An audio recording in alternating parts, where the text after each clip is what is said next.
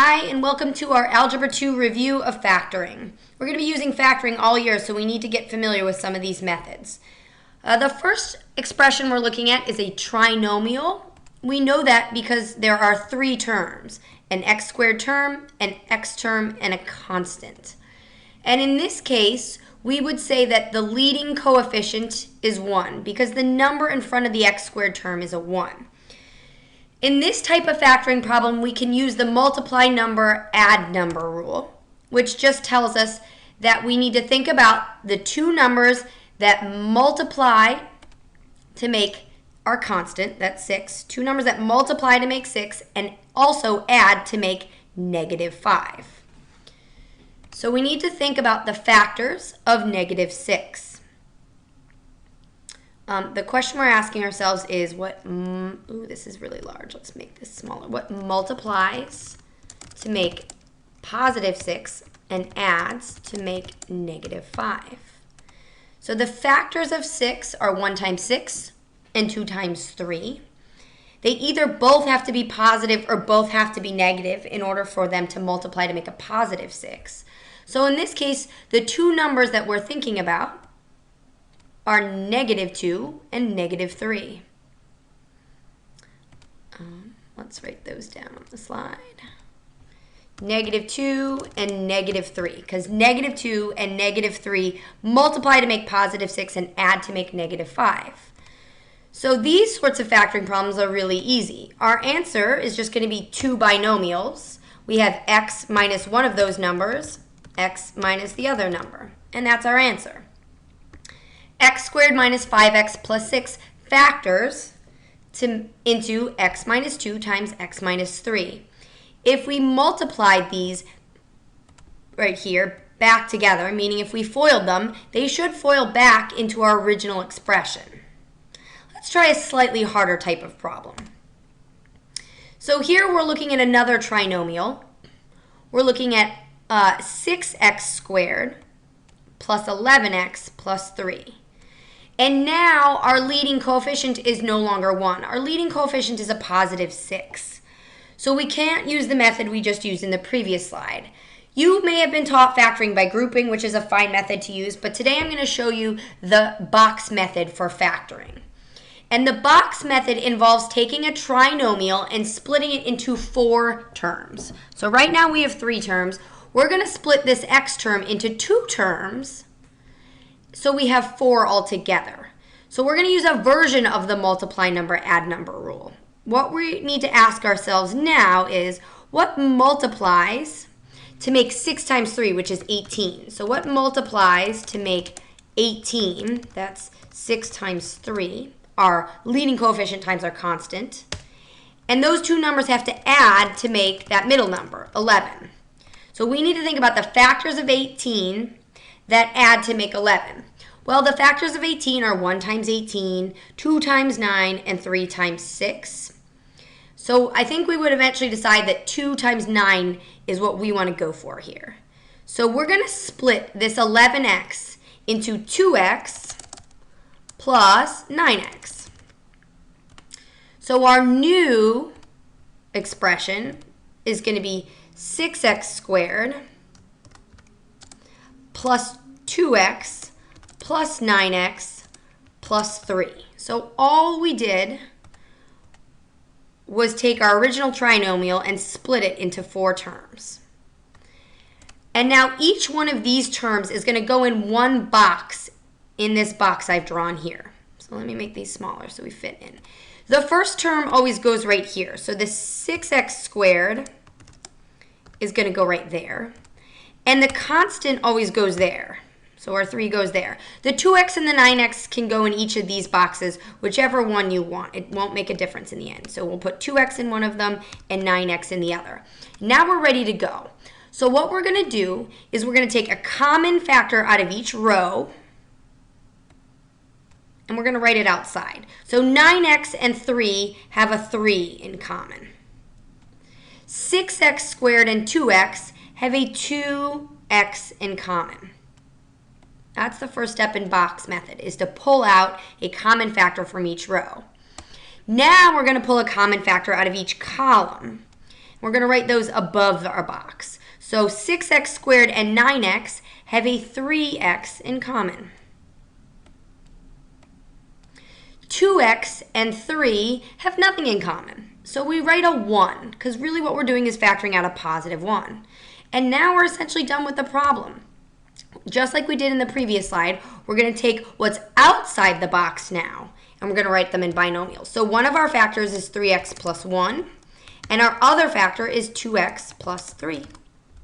Done. That was easy. Okay, I have another practice problem here. You can pause the video right now and try to solve this and compare, or you can watch me solve this again. So what I'm looking at here is a trinomial. I have 3 terms, a 2x squared, an x, and a negative 15, but my leading coefficient is not a 1. So I need to, again, split it into 4 terms. I'm going to split my positive 1x into 2 terms. And to do that, I need to think about, okay, what multiplies to make 2 times 15, which is negative 30. That's my multiply number. What multiplies to make negative 30? That's 2 times negative 15. And those 2 numbers also have to add to make positive 1, my middle coefficient. So I need to think about the factors of negative 30. That's 1 times 30, 2 times 15, 3 times 10, and 5 times 6. 5 times 6 are the ones I want to go for here. If I choose positive 6 times negative 5, those 2 numbers multiply to make negative 30 and add to make negative 1. And that's how I'm going to split this middle term right here. So I'm going to split the 1x instead into 6x plus negative 1x, right? And we got that, again, by thinking about what multiplies to make negative 30 and adds to make positive 1. Oops, not negative 1x, I'm sorry, negative 5x. There we go. All right, so now I have my 4 terms. What I'm doing is I'm writing my trinomial now as 4 terms. And I'm going to write it out on screen so you can see it. That's 2x squared plus 6x minus 5x minus 15. Now it has 4 terms, and I'm going to put each one of those 4 terms in each one of these boxes. So the first box always has to be my x squared term, so 2x squared in this case. The last box always has to be the constant. In this case, that's negative 15. And then the 6x and the negative 5x can go in either one of these boxes. So I'll put 6x up here and negative 5x here. If you did it differently, that's fine. You will still get the same final answer. All right, I'm almost there. Now I'm going to start by taking a common factor out of each row. So 2x squared and 6x have a 2x in common. Negative 5x and a negative 15 have a negative 5 in common. If they're both negative, I'm going to pull out a negative number.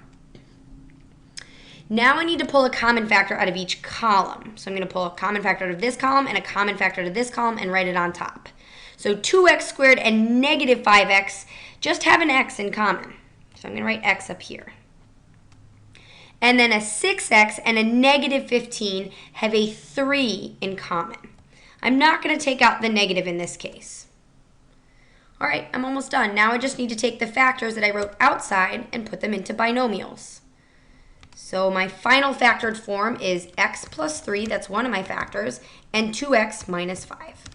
Done.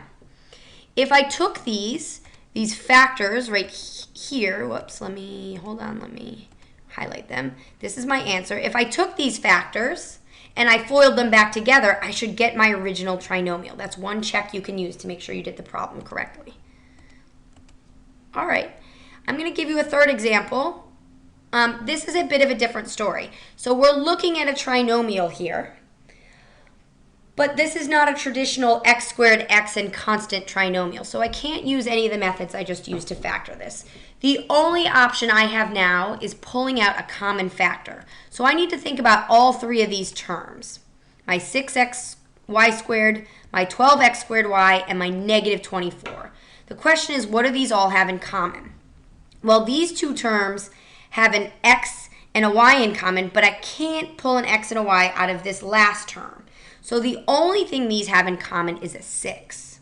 So 6 is the only thing I'm going to be able to factor out of all of 3 terms. So I'm going to start by putting a 6 outside my parentheses.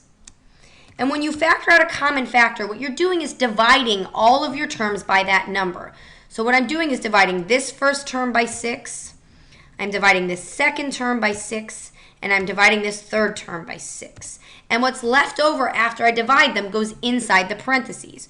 So in this first term, 6xy squared divided by 6, well, the 6's just cancel out, and I'm left with xy squared. Xy, and I'll write a tiny squared so you guys can see it properly.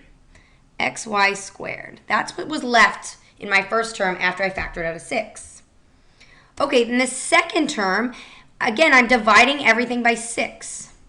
So 12 divided by 6 leaves me with a 2, and I still have x squared y.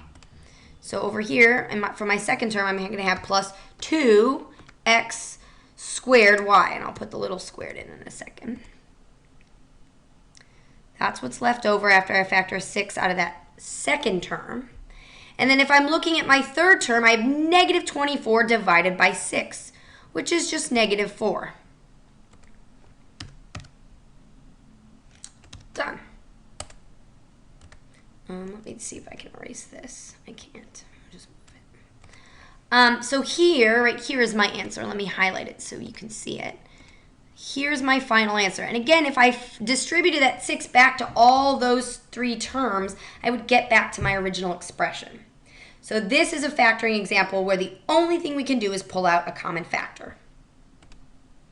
Okay, here's the last one. We're going to put it all together. So again, you can pause the video and watch and try it on your own, then rewatch the solution. Or you can just watch me. So what I'm looking at here is a trinomial. And what I noticed right away is that all 3 terms have a common factor. So I don't want to start right away with my multiply number, add number. I want to start by factoring out a 3. Because I can divide all 3 of these terms by 3. And when I do that, I'm left with, oops, let me do this.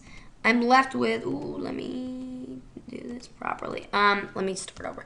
If I pull out a 3, I'm left with 2x squared. I'll put the little squared in a second.